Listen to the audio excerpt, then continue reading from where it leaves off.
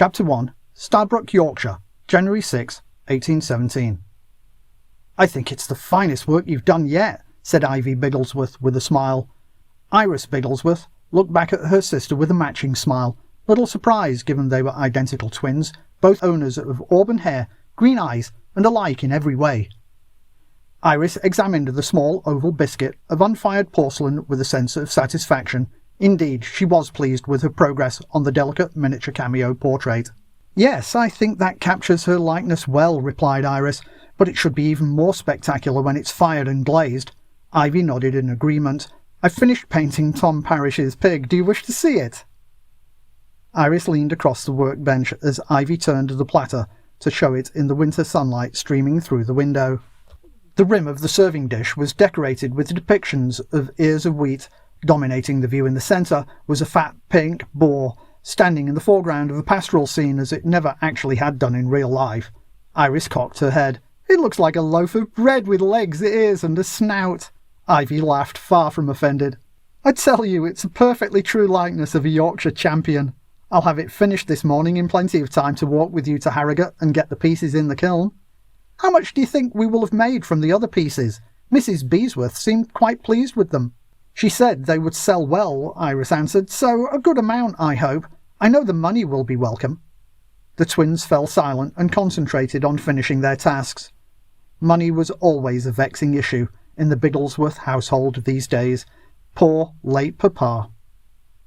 Henry Reginald Bigglesworth, Earl of Seahaven, had been desperate for a male heir to continue the name. Sadly, each of his 5 wives had borne him daughters.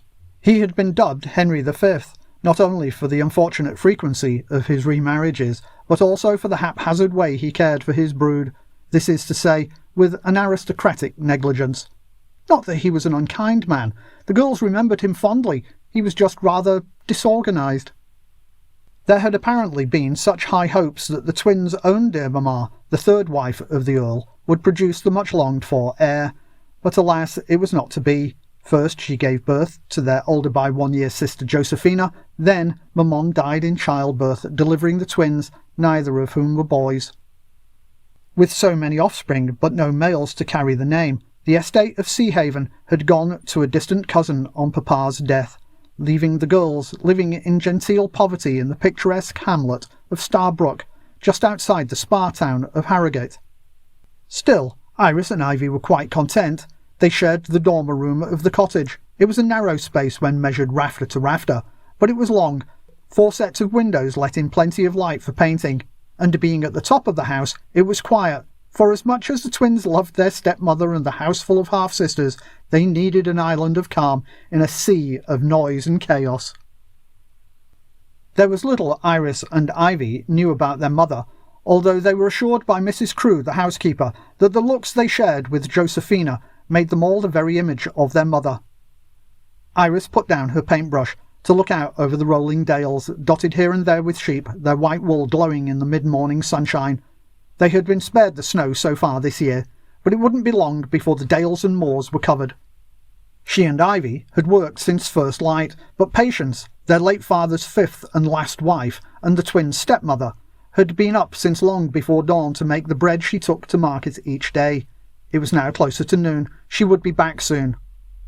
"I wonder if Patience has remembered to pick up the latest edition of the Lady's Journal?" Ivy asked quietly. "If she has not, we will not ask," Iris answered. At 22 years of age, the dowager Countess was only 4 years older than the twins themselves, yet the young widow took her role as head of the household seriously indeed, particularly since there was her own infant daughter still to raise, in addition to 2 young stepdaughters, Emma, aged 12, and Marilyn, aged 10, from marriage number 4. All the sisters loved Patience, who well and truly lived up to her name. "Agreed," continued Ivy, "but if we get more than we hope for the cameos, perhaps we can buy the magazine ourselves. It would be nice to see fashion plates of what was au courant in London this season." The very idea of the London season was a dream, of course. They knew full well there wasn't enough money for one. Even their dowries were what might kindly be described as modest, another thing the girls knew weighed heavily on Patience's shoulders. "If it is fine tomorrow, we should walk to Knaresborough," said Iris. You know, in the spring there will be visitors from all over, even from London. They'll come to Harrogate to take the waters, and Doro said they all like to take a little souvenir home. If anyone knew about such things, it would be their half-sister Dorothea, from Papa's second marriage. She worked in a hotel in Harrogate, favoured by the most discerning visitors. "We could paint some views of the castle ruins," agreed Ivy, "and Mother Shipton's cave. The side of it looks like a skull. It gives me the shivers, but I'm sure people will pay money for a watercolour of it." "How about a plaque with Mother Shipton's ancient prophecies?" Iris suggested. Ivy frowned. "Do we know what they are?" "We could make them up in Shakespearean rhyming couplets," Iris said, warming to the idea. "If we made them entertaining and vague with references to true events of the past and made up future events, would anyone be the wiser?" Ivy thought about it for a moment, then went off on a tangent of her own. "Do you think visitors would pay money for an object turned to stone?" she asked. Iris inclined her head, pondering the idea. Special water dripped from the ceiling of the cave. Every object placed in it became soaked and eventually petrified. "A hat?" she asked. "A pair of shoes?" Ivy batted back. "Gloves?" "None of which we have to spare. No, best leave that idea be." A few moments later, there was a knock at their door. "Girls, we need to speak downstairs immediately. All of us."